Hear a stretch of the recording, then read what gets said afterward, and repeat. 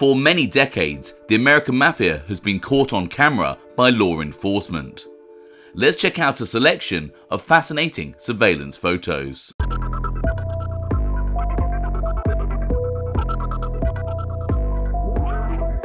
Welcome to OC Shorts, bringing you detailed historical snapshots of the American Mafia and other organised crime. Feel free to subscribe if you like that sort of thing. Today, we're going to take a quick look at a selection of interesting Mafia surveillance photos. First up is a surveillance photo of Philip the Chicken Man Testa walking with his son Salvie Testa. Throughout their criminal careers, the pair of Philadelphia mobsters would both rise up through what was commonly known as the Bruno crime family. Philip Testa would become boss of the crime family after Angelo Bruno was blasted to death by a shotgun in 1980. However, his reign as boss would only last around 1 year, as Philip Testa was murdered himself when he was blown up by a nail bomb planted outside his home in 1981. Philip Testa's son Salvie would eventually become a captain in the Philadelphia mob under new boss Nicky Scarfo.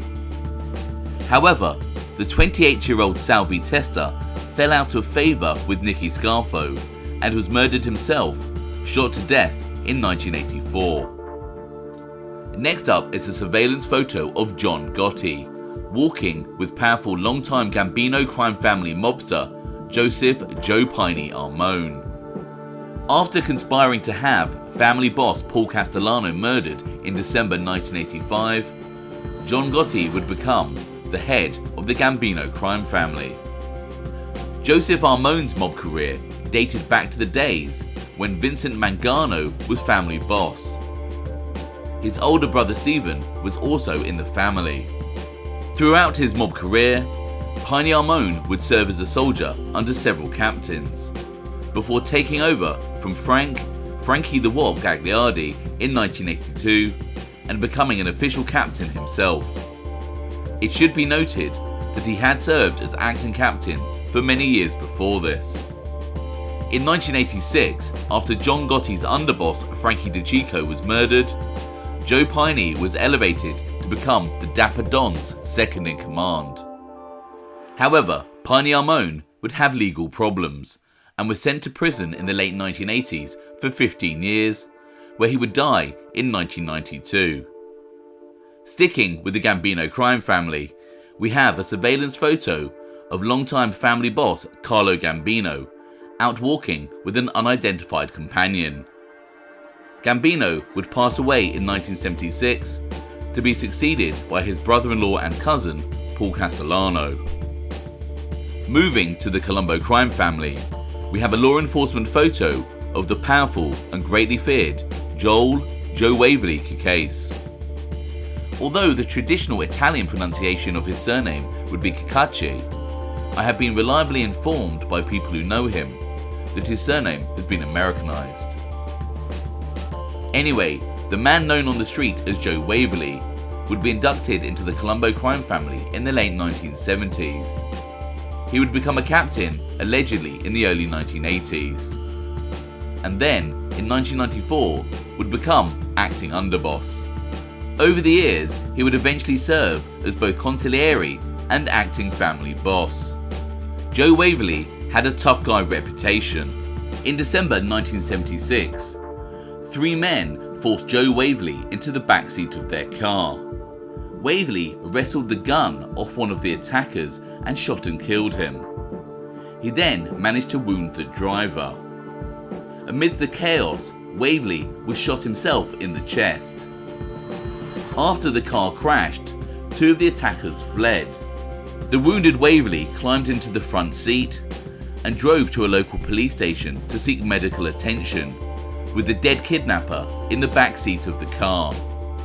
Moving to Chicago, here is a couple of surveillance photos of 2 Chicago outfit powerhouses, Anthony "Joe Batters" Accardo and Joseph "Joey Dubs" Iupa. In both these photos, the pair of Midwest heavyweights are pictured at the funeral of another powerful Chicago mobster, Felix "Milwaukee Phil" Alderizio. Interestingly and amusingly, in a 1984 Senate hearing, Accardo denied attending this funeral, possibly in part because he was being stubborn about how the senator was pronouncing Milwaukee Phil's surname, as seen in this excellent clip provided by the superb channel MobFacts. Now, Mr. Accardo, you know, Felix Artorisso was known and was called a gangland boss. Did you go to his funeral? I didn't hear the question. Did you go to his funeral, Mr. Aldorisso's funeral? Who?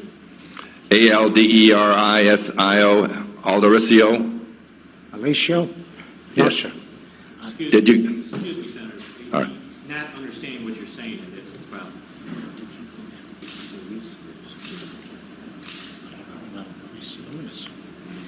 I don't know who Aldoricio is. You don't know who Felix Alderisio is? Still don't understand. He says he doesn't understand you, Senator. Well, He can't hear it. well, you My hearing heard is the. getting Would you worse. repeat the name of the individual to him? I think you're mispronouncing it, and I'm not. I spelled it twice. I know, and I'm not sure of the pronunciation either, and that's the problem. He's also called Milwaukee Phil. Yes, sir. You know him. Milwaukee Phil. Yes, sir. Did you go to his funeral? No, sir. You did not go to his funeral. Over to Arizona now, and here is a couple of photos of former New York crime family boss Joe Bonanno during his retirement in Arizona. In the early 1960s, depending on the source you read, Joe Bonanno, the longtime boss of the family that still bears his name, tried to arrange the murder of rival bosses Carlo Gambino and Tommy Lucchesi. When summoned by the commission to explain himself, he refused to come. Allegedly, after this, the commission supported a faction of the Bonanno crime family that rebelled against Joe Bonanno and his supporters, leading to a civil war. And in around 1968, Joe Bonanno allegedly agreed to retire to Arizona. There is some evidence that suggests that Joe Bonanno continued his criminal career whilst in Arizona, which I will cover in a later video. Back to New York and a surveillance photo of Armand Dellacroce and Angelo Ruggiero. Armand Dellacroce was the son of Gambino crime family underboss Neil Dellacroce, and Angelo Ruggiero was the longtime friend of the future family boss John Gotti. Ruggiero was inducted into the Gambino crime family in 1977 and became a captain in around 1986, after Gotti had become boss of the family following the December 1985 assassination of Paul Castellano. Ruggiero would eventually be shelved by his old friend and boss Gotti before dying of cancer in 1989 at the age of 49. Armand Buddy Dellacroce was one of the youngest mobsters to be inducted into the Gambino crime family, when he became a made man in a ceremony in 1978 at the age of just 23. He would never reach the heights of his famous father, and would die while on the run from the law and also allegedly from his mob colleagues in 1988. I've covered the life of Armand Buddy Dellacroce in a previous video that can be seen by clicking on the link in the comments below. Going back to the 1950s, we have a surveillance photo of Vito Genovese and the powerful Michele Mike Miranda. In 1957, after the attempted assassination of family boss Frank Costello, Vito Genovese would become boss of the crime family that still bears his name. His consigliere would be Mike Miranda. After Genovese was imprisoned for drug trafficking in the late 1950s, Mike Miranda would continue as the crime family's consigliere, and was a well-respected individual who was consulted by other mobsters, such as Thomas Tommy Ryan Everly, up until his death of natural causes in 1973. Back to the Bonanno family, and we have a law enforcement photo of mobsters Anthony L Montmanone and Vincent Asaro. Anthony L Montmanone on the left originally started off as an associate of the Lucchesi crime family before transferring to the Bonannos. In addition to his criminal activities, Manone was a successful restaurant owner, and he caught the eye of then family boss Joe Massino, who asked Anthony Elmont to become maitre d' of his own restaurant, Casablanca. Massino inducted Manone into the Bonanno crime family in 2001. Some sources state that Anthony Elmont would serve as a soldier in the crew of Anthony Graziano, whereas others state that he was in fact in the crew of Vincent Asaro, seen in this photo on the right hand side. Asaro was a long-time mobster who was inducted into the Bonanno crime family in 1977. He would handle the Bonanno crime family's interests in the famous Lufthansa heist in December 1978. Sources indicate that in 1993, Vincent Asaro was promoted to the position of captain. Anthony Elmont would become a captain of his own crew in the late 2000s. I've made a previous video on the life and times of Anthony Elmont, which can be seen by clicking the link in the comments below. Sticking with the Bonanno crime family, here is a photo of Joe Massino on the left, Tommy Karate Pitera in the middle, and Frank Curly Lino on the right. Joe Massino's rise in the Bonanno family is well documented. He was inducted into the family in June 1977 at the age of 34, and then became a captain in 1979. In the early 1980s, he would become underboss to Philip Rusty Rastelli. Massino went to prison for a few years in 1984, and then, after the death of Rusty Rastelli in 1991, Massino became the official boss of the family. In 2004, after a racketeering and murder conviction, Joe Massino became a government witness. Thomas Pitera started off as an associate aligned with Alphonse Sonny Red in Dellacroce's faction of the Bonanno crime family. Tommy Pitera, known for his gruesome disposal of his victims, was inducted into the Bonanno family in 1986 at the age of 32. He would serve in the crew of Frank Curly Lino, seen on the right. Pitera, along with Vincent Kojak Giattino, murdered Willie Boy Johnson in 1988, an old friend of John Gotti's, who had been a long-time government informant. Pitera was sentenced to life in prison for drug offences and multiple murders in 1992. As mentioned, on the right of the photo is Frank Lino. Lino was inducted into the Bonanno crime family in October 1977 at the age of 40.